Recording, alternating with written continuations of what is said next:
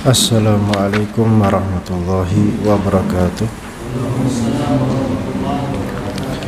Innal hamdalillah nahmaduhu wa nasta'inuhu wa nastaghfiruh wa na'udzu billahi min syururi anfusina min sayyiati a'malina may yahdihillahu fala mudhillalah wa may yudlilhu fala hadiyalah.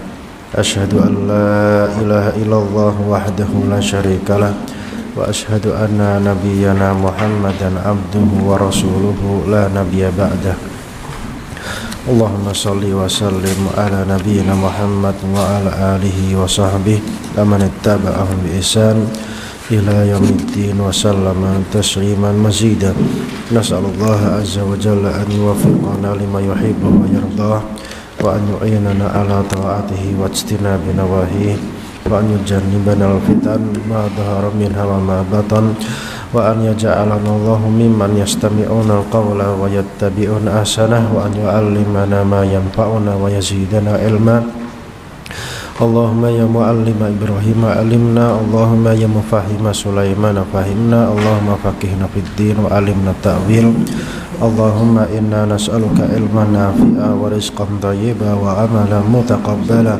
Allahumma inna na'udzubika minal ajzi wal kasali wal jubni wal bukhli wal harami wa adabil qabri. Allahumma ati nufusana taqwaha wa zakkiha anta khairu man zakkaha anta waliyuha wa maulaha. Allahumma inna na'udzubika min ilmin la yanfa' wa min qalbin la yakhsha wa min nafsin la tashba' wa min da'watin la yustajabu laha. Kita lanjutkan kajian kita tentang kitab Khulasatu Ta'dhimil Ilmi, ringkasan pengagungan terhadap ilmu syar'i. Dan sekarang kita masuk ke Al-Ma'qid Ats-Tsalits, yaitu simpul pengagungan yang ketiga, halaman 19.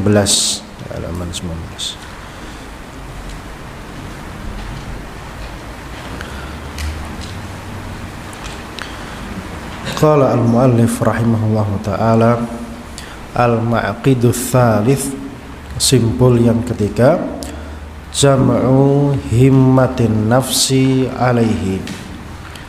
Jam'u itu mengumpulkan, himmah itu semangat. Himmah itu semangat yang tinggi. Semangat apa? Semangat an-nafs, jiwa kita, alaihi, atas apa? Atas ilmu yang bakal kita pelajari, atas ilmu yang bakal kita cari, bakal kita tuntut ya. Di sini terjemahnya membulatkan tekad dalam ilmu ya, membulatkan tekad dalam ilmu ya. Terjemahnya, jam'u itu mengumpulkan, himmah itu semangat yang tinggi, an-nafs itu jiwa, alaihi di atas ilmu syar'i. Jadi intinya kita mengumpulkan ya, semangat terbaik yang ada di dalam diri kita dalam rangka menggapai, mempelajari ilmu syar'i tersebut ya. Ini simpul yang ketiga ya. Dikarenakan manusia itu punya semangat, Pak ya. Manusia itu kan punya semangat ya, cuma masalahnya semangatnya diparano nondi gitu loh. Nah, karena manusia itu semuanya punya semangat, maka semangat ini kalau bisa diarahkan, dialurkan, dijalurkan kepada jalannya yang benar, yaitu kemana? Kepada ilmu syar'i, mempelajari agama Islam itu sendiri ya. Semangat jalan-jalan, semangat gue, semangat blonjo, semangat apa namanya? Kan wakil semangat itu. Nah iso semangat nek sampean blonjo semangat, macul semangat, budal rekreasi semangat, mosok sinau belajar ilmu syar'i gak duwe semangat. Nah, jadi intinya semangat itu ada. Jadi kita itu punya semangat. Nah, maka semangat ini tolong dikumpulkan. Kumpulkan dalam rangka apa? Dalam rangka menuntut ilmu syar'i. Jadi jangan dibalik. Untuk yang bukan ilmu syar'i semangatnya dikumpulkan. Tapi dalam ilmu syar'i engkon S4 budal cah kan biasanya seperti itu. Kari-kari ndah rapopo paling isa oleh sisane. Nah, ini keliru. Karena apa? Ini keselamatan akhirat kita. Ini yang mengantarkan kita kepada kebahagiaan yang hakiki, maka sudah seyogianya ini menjadi himmah kita, semangat kita. Dan manusia kenapa di dalam perkara ilmu syar'i ini kok kurang semangat, yaitu dikarenakan kepentingan akhirat ini masih kepentingan yang jauh bagi sebagian manusia yang tidak paham. Jadi misalnya sekarang orang kepepet itu butuh apa? Misalnya orang kebelet berarti butuh apa? Kamar mandi. Diajak mikir yang jauh sana kira-kira nyambung atau tidak? Gak nyambung. Nah, kondisi manusia kebanyakan dalam kondisi seperti itu. Orang mikir aduh merono. Jadi sing dipikir nang ngarepe moto. Makanya ketika diajak ngaji seperti ini banyak yang kurang perhatian. Ya, perhatiannya kurang, bukan sesuatu yang begitu penting. Nah, ini yang menjadi kekeliruan. Jadi seharusnya perkara seperti ini menjadi himmah yang paling tinggi kita, semangat yang paling utama kita, dikarenakan apa?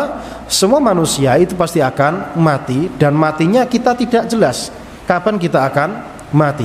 Nah, karena mati itu sewaktu-waktu, maka modal utamanya ya ini, yaitu belajar ilmu syar'i untuk kemudian kita amalkan. Maka jadikanlah himmah kita untuk ilmu syar'i, karena kita tidak akan bisa beramal dengan baik dan benar tanpa pondasi apa? Pondasi ilmu syar'i itu sendiri. Bahkan kebaikan dunia dan akhirat, bahkan kebaikan yang ada di dunia ini saja, semuanya itu ada dalam ilmu syar'i. Semuanya dijelaskan. Ya, semua kebaikan itu dijelaskan, tinggal kita mau belajar atau tidak. Nah, ini maknanya simpul yang ketiga yang sekarang kita hendak mempelajarinya. Jadi hendaknya semangat tadi yang ada di dalam jiwa ini kumpulkan di atas apa? Ilmu syar'i. Jangan jadikan ini sebagai sampingan. Jangan jadikan ilmu syar'i sebagai kebutuhan nomor 2, bukan. Dia kebutuhan nomor 1, bukan kebutuhan sampingan manusia. Dia kebutuhan utama. Ya, karena ilmu syar'i itu adalah roh kita, sedangkan makanan adalah untuk kepentingan jasad dan apa? jasmani kita. Sedangkan ilmu syar'i untuk kebutuhan yang ada di dalam dada kita. Qala al-muallif tujma' al-himmah 'ala al-matlubi bi tafaqqudi thalathati umur. Jadi himmah itu tujma', al-himmah semangat yang tinggi tadi itu tujma' dikumpulkan 'alal matlub dalam rangka mendapatkan matlub itu yang diinginkan. Ya, matlub itu yang diinginkan dengan cara apa? Bitafaqquti, dengan cara merasa kehilangan salah satu umur, tiga perkara. Awaluha, yang pertama, al-hirsu ala ma yanfa', semangat atas perkara yang bermanfaat. Semangat ke arah perkara yang bermanfaat. Famata, maka kapan wuffiqal abdu, seorang hamba itu diberikan taufik. Wuffiqa itu bahasa kita, diberi taufik bahasa kita itu terjemahnya apa di situ?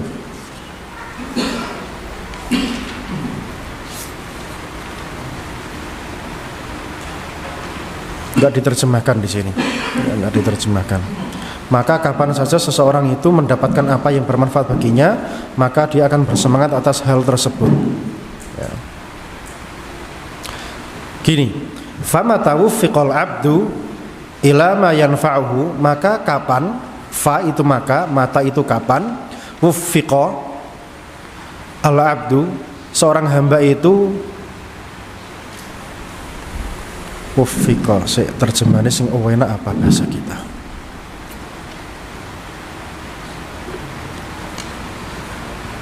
Pas pedok dalane sing pas gitu loh bahasane. Jadi misalnya gini, wuffiqa itu bahasa kita cara ngono ngeten. Metu SMA atau pengen budal nang pasar, dilalah dodolane laris. Kemudian nek tandurane gembel, lemu.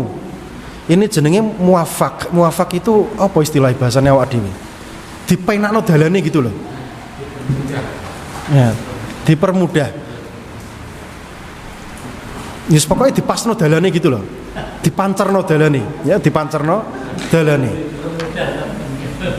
Muwaffiqo ini bukan dipermudah, dalane dipenakno gitu loh. Ya bejo terus gitu loh. Kok ngelancar jayanya pokoknya pengen sugih yo sugih, pengen urip enak yo enak, pengen dodolane apa laris yo laris, iku jenenge bejo. Nah, ini muwaffiqo seperti itu, ya bejane awake.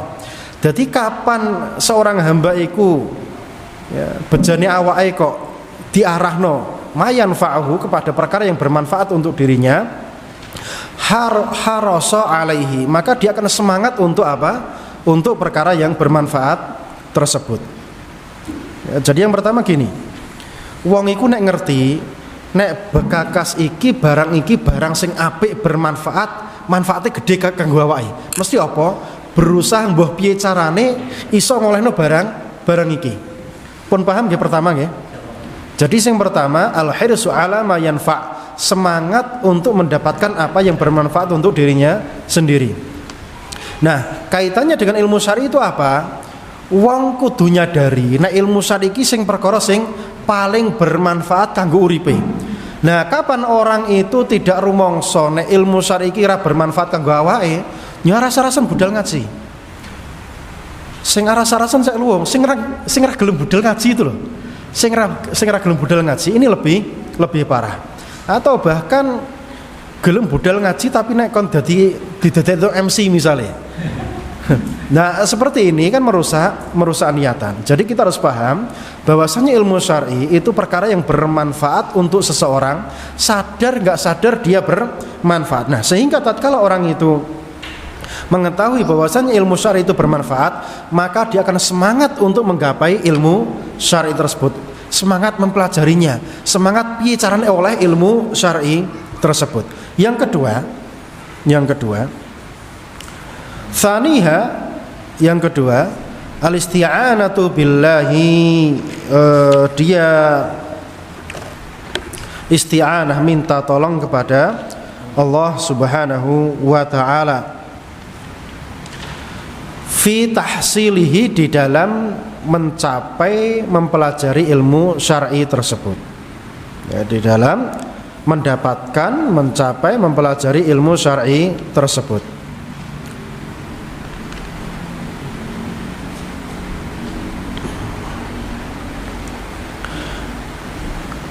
Nah, ini penting. Orang itu merasa senantiasa dia butuh pertolongan Allah Subhanahu wa ta'ala, sehingga tidak terlena dengan kehebatan dirinya, ngapal sak detik rong detik wis iso sak lembar Al-Qur'an. Nih, orang dengan kecerdasan seperti ini terkadang terlena, Pak. Ya, terkadang terlena. Orang yang tidak cerdas terkadang aras-arasen. Maka kedua belah pihak, sing pinter karo sing ra pinter, senantiasa ingat nek awak dhewe iki iso belajar ilmu syar'i kabeh pitulungi sinten?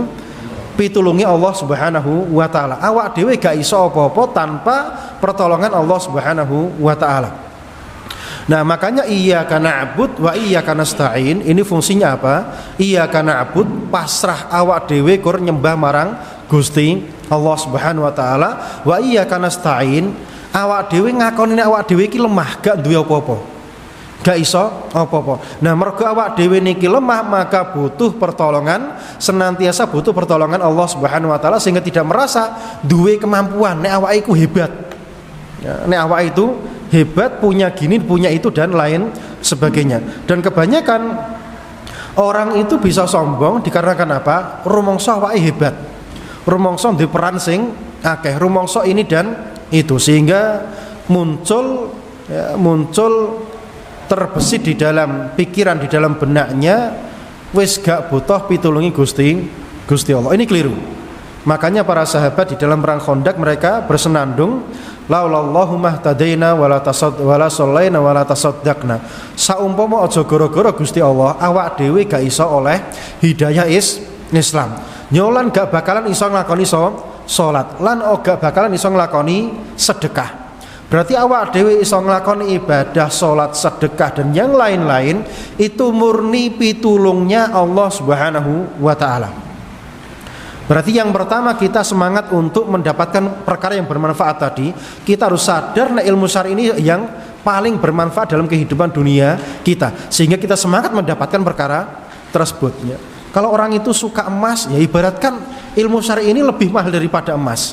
Nek wong iku senengane duwe omah sing apik, ibaratkan ilmu syar'i ini luweh ketimbangane omah sing apik. Sehingga nanti jiwa kita terpanggil untuk menggapai mendapatkan ilmu syar'i tersebut. Ora aras-arasan budal ngaji ya, ikut mulazamah.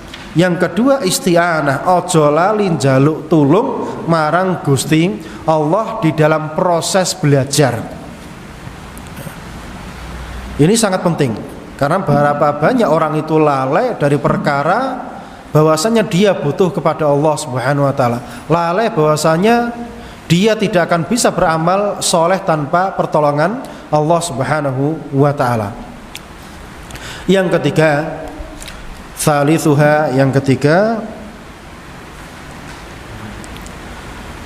adamul ajzi, ojo sampai lemah an bulughil bughiyah, untuk bisa sampai ya, bulugh itu sampai, bughiyah itu tujuan inti, minhu dari ilmu syar'i tersebut. Terjemahnya apa di sini?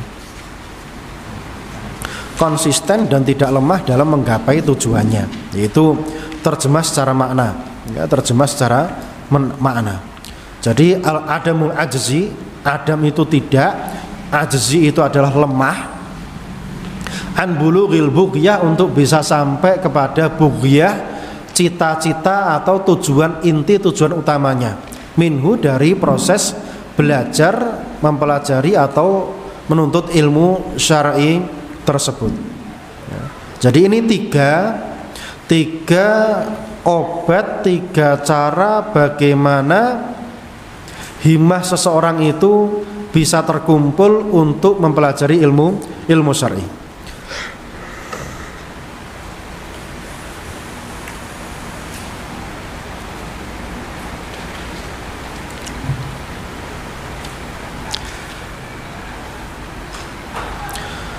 Wa qad jumi'at hadhil umur thalathah, dan tiga perkara tadi, yang pertama semangat atas apa yang bermanfaat untuk dirinya, yang kedua senantiasa minta tolong, minta aun, minta bantuan Allah Subhanahu wa taala di dalam proses belajar ilmu syar'i, yang ketiga tidak lemah, ojo sampai kalah ya, pokoknya tidak lemah, semangat terus ya, tidak kalah, tidak lemah untuk bisa sampai kepada tujuan. Ya, tujuannya belajar ilmu syar'i apa? Memahaminya, ya, mendapatkannya, kemudian mengamalkannya. Ojo sampai lemah dalam perkara ini. Nah, tiga ini sudah dikumpulkan, jumiat, dikumpulkan hadhil umur thalathah, tiga perkara ini fil haditsil ladzi, di dalam hadis alladzi yang rawahu Muslim, diriwayatkan oleh Imam Muslim, an Abi Hurairah, dari Abi Hurairah radhiyallahu taala anhu, anna nabiyya sallallahu alaihi wasallam qala, bahwasanya Nabi sallallahu alaihi wasallam bersabda, ihris ala ma yanfa'uk, semangat untuk manfaat yang bakal kamu dapatkan, semangat untuk mendapatkan apa yang bermanfaat bagi kamu. Wasta'in billah, dan minta tolong kepada Allah Subhanahu wa taala, wala ta'jiz, dan jangan kamu lemah ya, dan jangan kamu lemah. Berarti hadis ini adalah obat di dalam mengumpulkan semangat seseorang di dalam menuntut ilmu syar'i ya. Jadi ini obatnya, bagaimana orang itu bisa semangat di dalam menuntut ilmu syar'i. Qala al-Junaid rahimahullahu taala, ya, Junaid rahimahullahu taala berkata,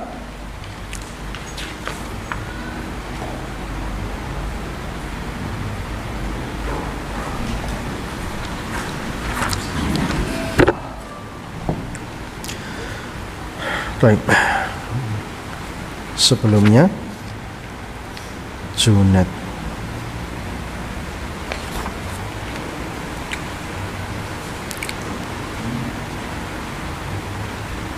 Ma talaba ahadun syai'a, tidaklah seseorang itu mencari sesuatu.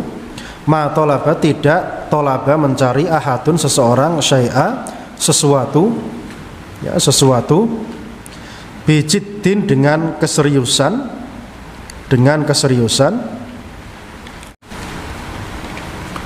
wasidqin tenanan, ya. Bijiddin keseriusan, sidqin tenanan, kejujuran, jujur, tenanan, illa nalahu, kecuali dia akan mendapatkan apa yang dia cari tadi. Fa illam yanalhu kullah, seandainya tidak bisa mendapatkan semuanya, nala ba'dhah, maka dia akan mendapatkan sebagiannya.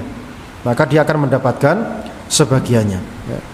Jadi misalnya wong iku tandur tenanan dipelajari kabeh ilmu sing terkait dengan tandur tadi. Tujuannya ben apa? Ben tandurane oleh hasil sing maksimal.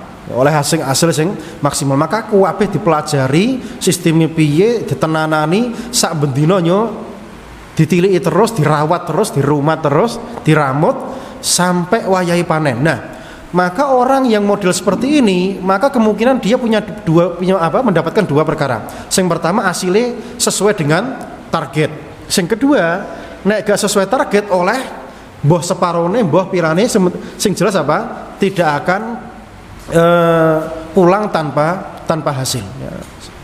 Yang jelas dia tidak akan pulang tanpa hasil. Ini orang kalau dia serius di dalam berniat menggapai sesuatu yang dia inginkan. Makanya ucapan Junaid ini sama seperti wasiatnya Nabi SAW, ihris, tenanan, semangat untuk apa yang bermanfaat untuk kamu, wasta'in billah, minta tolong kepada Allah, wala ta'jiz, dan jangan lemah. Kemudian ya, jadi intinya orang itu kalau pengen mengumpulkan himmahnya, semangatnya di dalam menuntut ilmu syar'i, maka caranya hendaknya dia menyibukkan dirinya untuk perkara yang bermanfaat untuk dia, perkara yang bermanfaat untuk dunia dan akhirat dia, ya. Perkara yang bermanfaat untuk dunia dan akhirat dia. Dan itu ya, perkara yang bermanfaat tadi itu tidak akan bisa didapatkan tanpa ilmu syar'i, ya. Jadi kebaikan dunia dan akhirat itu tidak akan didapatkan tanpa ilmu syar'i. Sehingga kita bisa memahami bahwasanya ilmu syar'i itu pondasi segala macam kebaikan dan pondasi di dalam menghindarkan diri dari segala macam keburukan. Itu ilmu syar'i. Di kitab nggak ada, ana sebutkan sendiri di kitab yang ada di sini, ada tambahan sedikit. Jadi Imam Ibnul Qayyim rahimahullah ta'ala berkata, antum dengarkan saja, ya. Aslu kullu khairin fid dunya wal akhirah al ilmu wal adlu. Pondasi dasar kulli khairin, semua kebaikan, fid dunya wal akhirah, sing enek nang donya lan nggone akhirat, iku pondasine napa? Al ilmu wal adlu, ilmu lan keadilan. Wa aslu kulli syarrin fid dunya wal akhirah al jahlu wa dzulmu. Lan pondasi dasar segala macam keburukan yang terjadi di dunia dan akhirat itu asal muasalnya dari mana? Dari kejahilan dan kedoliman. Jadi intinya segala kebaikan itu diraih dengan dua perkara, ilmu dan adil. Dan segala keburukan itu asal muasalnya sumbernya adalah kebodohan dan kedzaliman. Kemudian Imam Qarif menyebutkan li'anal adla la yumkin illa bil ilmi. Kemudian disebutkan apa? Adil tadi tidak akan terjadi tanpa adanya ilmu. Kemudian faman lam yakun lahu ilmun lam takun lahu qudratun 'alal adli. Sapa wonge sing gak duwe ilmu sing bener, ilmu syar'i tadi, gak mungkin iso adil. Faraja aslul khairi kullihi ilal ilmi, sehingga muara segala macam kebaikan itu kembali kepada ilmu syar'i yang diamalkan oleh seseorang. Makanya keadilan, kapan orang itu bisa adil, Pak? Jika dia sudah menguasai ilmu syar'i. Berarti kesimpulannya, orang itu kalau dia tidak punya ilmu syar'i, kira-kira bisa adil atau tidak? Tidak akan bisa adil, sehingga akan cenderung mendolimi rekan yang ada di sampingnya, orang yang hidup bersama dia. Ini kejahilan. Makanya tidak heran terjadi pergesekan dan pertengkaran di antara sesama aktivis dakwah. Karena apa? Sumber asal mulanya itu apa? Kebodohan terhadap ilmu syar'i. Apalagi kebanyakan para aktivis dakwah itu cuma sibuk giat di lapangan dakwah tanpa membekali dirinya dengan tameng ilmu syar'i. Ya misalnya rutin di dalam kajian, rutin ikut kajian atau mulazamah, ini paling tidak membentengi dia, nambah dia modal untuk berdakwah. Tapi kebanyakan para aktivis dakwah ini cuma sibuk di perkara-perkara lapangan, sehingga sudah terlena dari ilmu syar'i, sehingga terjadilah apa yang terjadi. Jadi sumbernya di mana? Kebodohan terhadap ilmu syar'i. Kebodohan terhadap ilmu syar'i. Jadi kapan orang itu ilmunya semakin tinggi, maka dia semakin bisa adil. Kapan orang itu ilmunya rendah, maka semakin rawan, semakin condong kepada perbuatan kedzaliman. Ini kondisi manusia. Dan ini coba bisa dipraktekkan di dalam kehidupan rumah tangga kita. Jadi kapan orang itu semakin nambah ilmunya, semakin paham di dalam tata cara berumah tangga, semakin bisa adil kepada anggota keluarganya. Tetapi orang itu bodoh terhadap ilmu syar'i di dalam urusan rumah tangga, maka dia cenderung dolim di dalam rumah tangganya. Maka di dalam lingkup takmir masjid atau lingkup perkumpulan apapun itu, jika yang megang orang yang tidak paham ilmu syar'i, maka cenderung kepada kedzaliman, sehingga rawan terjadi apa? Rawan terjadi pergesekan di antara aktivis atau para pejuang dakwah. Baik. Kemudian Ibnu Qayyim rahimahullah taala berkata, qala Ibnu Qayyim rahimahullah taala fi kitabih, di dalam kitabnya Al-Fawaid, ya, di dalam kitab Al-Fawaid, idza tala'a najmu al-himmah, jika tola'a muncul, najm itu bintang, himmah itu semangat yang tinggi, fi dholami, di dalam kegelapan, laili, malam, al-batolah, batolah itu pengangguran, nganggur. Di sini terjemahnya apa? Tatkala tekad itu sudah muncul, layaknya bintang yang bersinar di malam hari, diikuti pula dengan kemauan yang kuat, layaknya bulan yang mengiringi bintang, maka hati pun akan tersinari dengan sinar Rabbnya, layaknya bumi yang menjadi terang dengan cahaya bintang dan bulan. Tayyib. Antum lihat di yang tulisan Arabnya, idza tala'a najmul himmah, jika bintang, ya, bintang semangat tadi sudah muncul di kegelapan malam pengangguran. Nganggur itu nggak punya himmah, gak duwe penggawean, kor turu tok, dolanan tok, itu namanya apa? Batolah. Ora gelem sinau, gak gelem melok ngaji, namanya apa? Batolah. Nah, kalau sudah muncul semangat di dalam jiwa kita, ya, muncul semangat, maka jiwa pengangguran ini mulai apa? Mulai terangkat. Waradifahu qamarul azimah, kemudian datang pula menungganginya, wis muncul himmah, ditunggangi pisan karo qamar. Qamar itu bulan azimah itu semangat yang tinggi, azimah itu semangat yang kuat. Wis muncul himmah ditambahi azimah, semangat sing kuat, asyraqat ardul qalbi binuri rabbiha, maka hati ini akan tersinari dengan cahaya Allah Subhanahu wa taala, akan tersinari dengan cahaya Allah Subhanahu wa taala.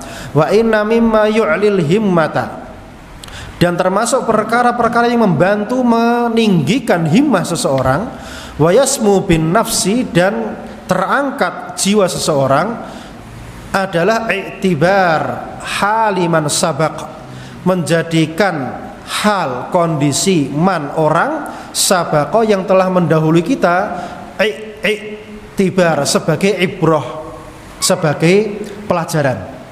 Jadi menjadikan kondisi orang-orang yang telah mendahului kita sudah meninggal sebagai pelajaran penting untuk kita.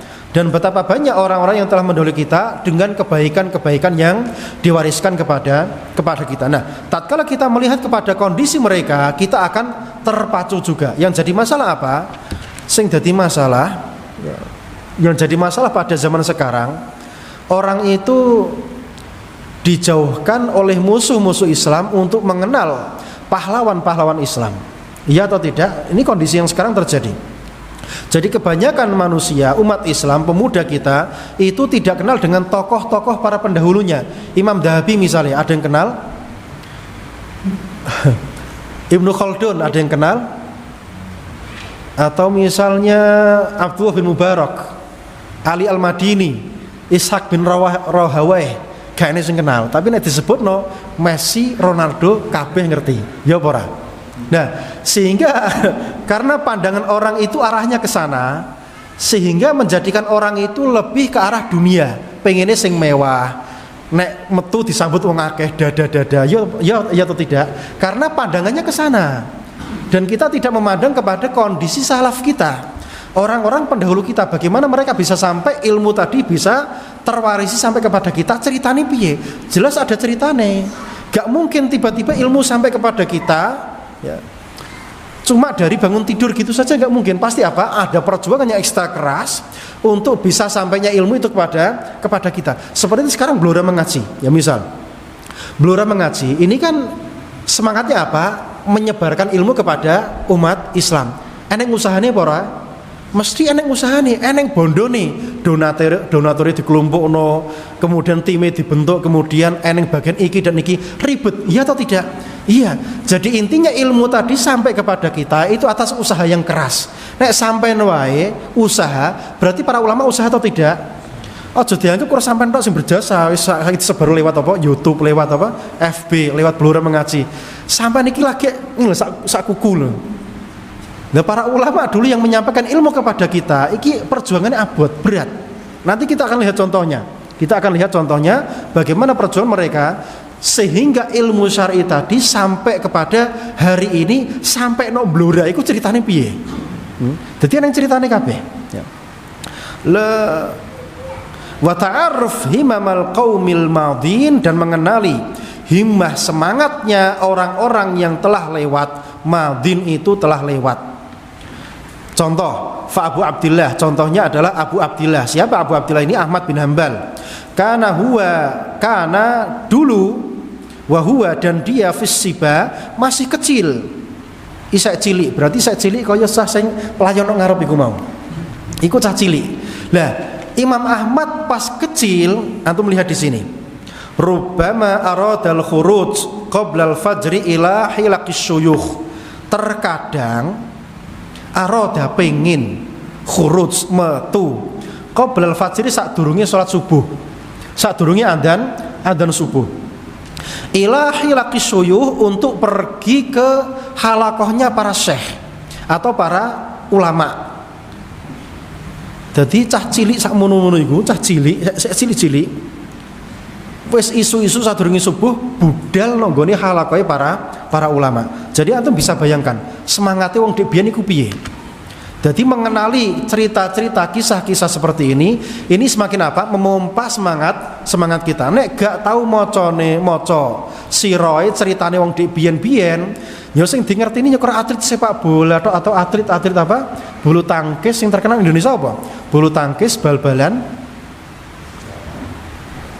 Wes iku tok ya sing paling terkenal ya. Nah, jadi orang itu kalau kenalnya itu, maka orientasi tujuan hidupnya ya ke sana.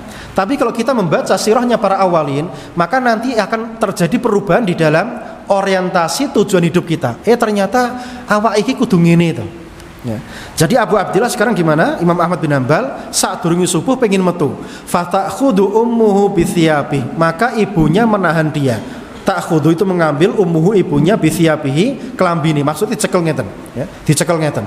Ojo metu dhisik. Wa taqulu rahmatan bih, dan ibunya berkata kepada Imam Ahmad bin Hanbal rahmatan bihi, sebagai bentuk kasih sayang kepada Imam Ahmad.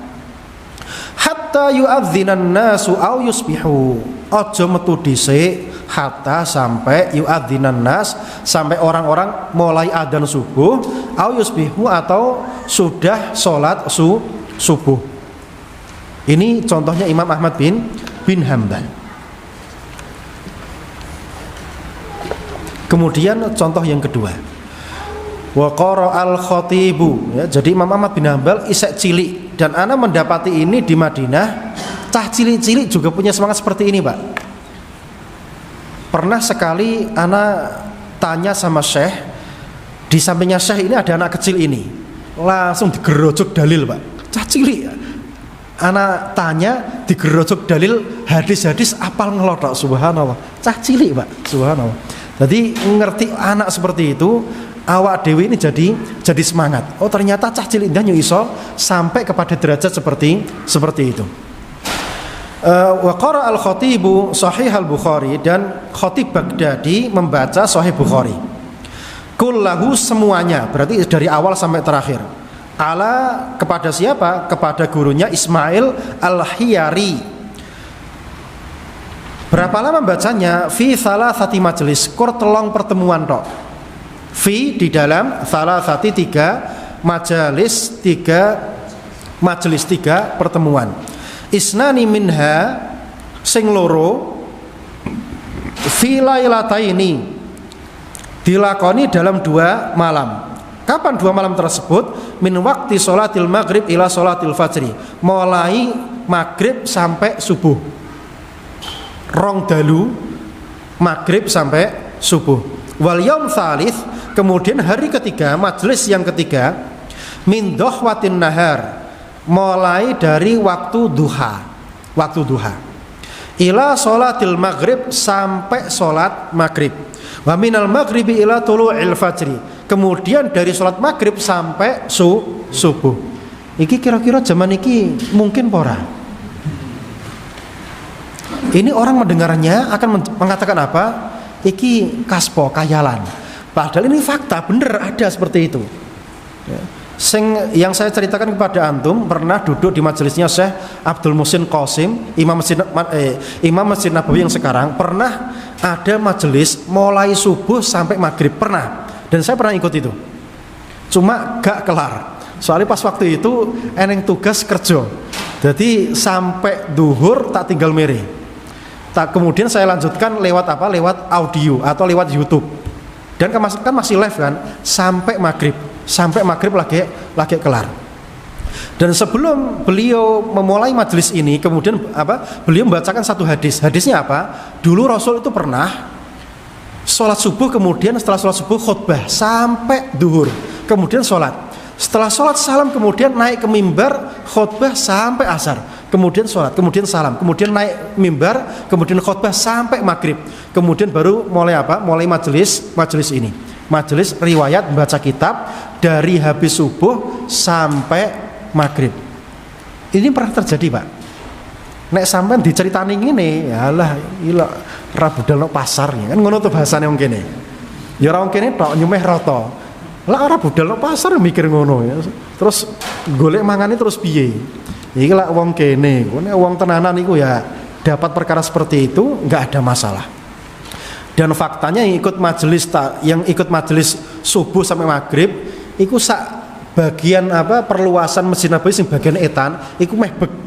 Iku meh bek. Berarti sing melok akeh, Pak. Sing melok akeh. Dadi nek wong kene kaget, ya bener wong kene ora tau rono. Ya, jadi intinya seperti ini bukan perkara yang aneh bagi orang-orang zaman biyen, Pak. Nek wong saiki, apakah itu masih bisa mungkin? Jawabannya masih bisa mungkin. Sebagaimana Allah Subhanahu wa taala melapangkan rezeki kepada siapa yang Allah kehendaki, dan rezeki itu rezeki apa? Rezeki badan, rezeki dohir. Maka rezeki yang batin pun ada kemungkinan. Cuma awak dhewe kadang gak ngerti. Soalnya awak dhewe sing diwasi iku apa? Rezeki sing dohir. Wong sing paling sugih sak donya iku zaman saiki jenenge sapa? Sapa sing paling sugih saiki? Jadi sing diwasi iku rezeki sing dohir, ora rezeki sing batin. Nah, sebagaimana Allah melapangkan rezeki yang dohir tadi, dan itu bukan mustahil, maka rezeki yang batin ini juga tidak mustahil bagi Allah Subhanahu wa taala. Jadi intinya masih ada kemungkinan. Dan siapa mereka? Orang-orang yang dipilih oleh Allah Subhanahu wa taala untuk bisa mengerjakan perkara tersebut. Baik. Wa kana Abu Muhammad Ibnu Tabban. Kemudian Abu Muhammad Ibnu Tabban awal ibtidaihi, pada awal-awal dia belajar, itu belajarnya bagaimana? Yadrusul laila kullah, sinaune suwengi tet. Fakanat ummuhu tarhamuh, maka ibunya yang melihat iki ngesakno. Wa tanhau, akhirnya dilarang, ojo maca dalu-dalu, nek dalu turu. Anil qiraati bilail, melarang siapa? Abu Muhammad Ibnu Tabban untuk membaca pada malam hari. Mergo ngesakno, waya wong do turu kok dalu-dalu maca dhewe. Fakana ya'khudul misbah, maka Abu Muhammad bin Tabban ini mengambil lampu, wa yaj'aluhu tahtal jafnah, kemudian disinggahno nang ngisore gentong. Syai' minal aniyah, aniyah iku gentong, wadah banyu al-azimah sing gede. Berarti wadah banyu sing gede kan gentong ya. Nek wadah banyu sing cilik kan timbo. Nek wadah banyu sing gede berarti gentong. Nah, iku lampune disinggahno nang ngisor gentong. Fa'in ndim wa yatadhahar bin naum, dan kemudian dia pura-pura tidur ya, ben diwasi ibuke, ketok-etoke turu, ternyata belum tidur. Nek ibuke wis turu, kemudian ditokno lampune. Fa idza raqadat, maka tatkala jika ibunya raqadat, sudah tidur, akhrajal misbah, maka Abu Muhammad Ibnu Tabban mengeluarkan lampunya, wa aqbala ala darsi, kemudian sinau maneh. Fakun rajulan, maka jadilah Anda sebagai seorang laki-laki, rijluhu ala thara thabitah, sikile mancik nang gone lemah, gak apa-apa. Jadilah orang sing sikile mancik nang lemah, wa hamatu himmatihi, akan tetapi himmahnya, jiwanya dia, fauqa thuraya, di atas bintang yang namanya thuraya. Samiqatan, no dhuwur kono, mancik no gone dhuwur kono. Dadi gak apa-apa sikile sampean saiki mancik no kene, tapi dodone sampean parake no ndi, no dhuwur kono. Berarti apa? Semangatnya yang tinggi. Wala takun, lan aja dadi syabal badan, cah nom sing nom awake, asyabal himmah, tapi semangate tuwek. Awake nom, semangate tuwek. Aja sampai dadi wong model ngene iki. Dadi wong sing sikile nang gone donya, sikile nang gone apa? Nang gone lemah, tapi angan-angane nang dhuwur kono. Aja sampai dadi wong lanang, jasate badane iki badane wong nom, awake wong nom, tapi mentale wong tuwek. Ya, mental semangat wong semangatnya lemah. Fa inna himmatas shadiq la tashibu. Sak temene semangate wong sing bener-bener sing tenanan iku la tashibu, ora melok tuwek. Dadi wong iku nek niate tenanan, sing tuwek ora awake tok, tapi jerone ora melok tuwek. Maka kita dapati para ulama wis tuwek, wis apa mlaku enggak bisa naik kursi roda, isek ngulang. Syekh Abdul Muhsin Abbad, bapaknya Syekh Abdul Razak Al-Badr, ini sekarang lumpuh, Pak, nggak bisa jalan sendiri. Bukan lumpuh, tidak mampu berjalan sendiri. Itu pun ngajar didorong pakai kursi roda. Masih ngajar kitab-kitab sunnah sampai hari ini. Dan usianya sudah sangat sepuh sekali, di atas 80 tahun lebih, hampir 90 tahun, masih mengajar. Dan itu banyak kisah-kisah seperti itu. Jadi mereka badannya tok yang tua, tapi mentalnya masih mental muda. Dan jadilah orang yang seperti itu. Kana Abul Wafa bin Aqil. Jadi Abu Wafa bin Aqil ahadu adqiya'il alam, salah satu orang cerdas yang ada di dunia ini, min fuqaha'il Hanabilah, dari ahli fikihnya madhab Hambali, yunshidu, membaca sebuah syair.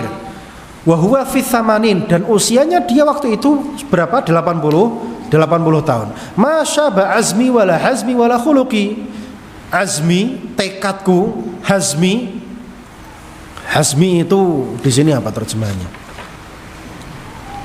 Kemauanku, wala khuluqi, dan tidak juga dengan akhlakku, masyaba. Isek tetap apa? Isek utoh nom. ora melok tuwek. Jadi kemauanku, tekadku, akhlakku ora melok tuwek. Wala tidak begitu pula dengan apa? Loyalitasku, wala dini dan agamaku, wala karomi dan kedermawananku tidak ikut tua. Fa inna ma'tadha sya'ri ghaira sibghatihi. Maka sesungguhnya sing tua iku ku rambutku tok, rupane maleh. Wasyaibu fi sya'ri, lan tuwek uban yang ada di rambut, ghairu syaibi fil himam, itu bukan uban yang ada di dalam semangat. Jadi rambut boleh berubah tapi semangat tidak berubah. Itu maksudnya di dalam perkara ini. Taib. Jadi intinya di dalam ma'qid yang ketiga ini hendaknya kita punya semangat yang tinggi, dan caranya kita biar semangat caranya apa? Ada 3. Yang pertama, ihris ala ma yanfa'uk, yang kedua ista'in billah, yang ketiga wala ta'jaz. Kemudian cara yang lain apa? Melihat sirahnya mutaqaddimin. Kalau enggak mengenali sirahnya mereka, tidak mengenali sejarah kehidupan mereka di dalam menuntut ilmu syar'i, maka orang akan terpana dengan kehebatan orang-orang zaman sekarang yang lebih condong kepada perkara duniawi. Wah gitu. Nah kalau sudah wahnya ke sana, berarti pengennya ke sana. Makanya anak-anak kecil sekarang yang di TK itu nanti kalau besar pengen jadi apa? Jawabnya apa? Pengen jadi polisi, pengen jadi tentara, pengen jadi apa? Presiden, pengen jadi apa? Nah, jadi wahnya tadi kemana? Arahnya ke sana. Ketok nek gurune pengennya dadi kuwi.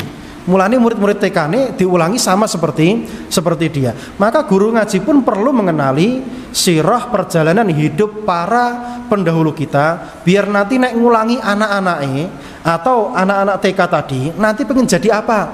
Saya pengen jadi seperti Imam Malik bin Anas.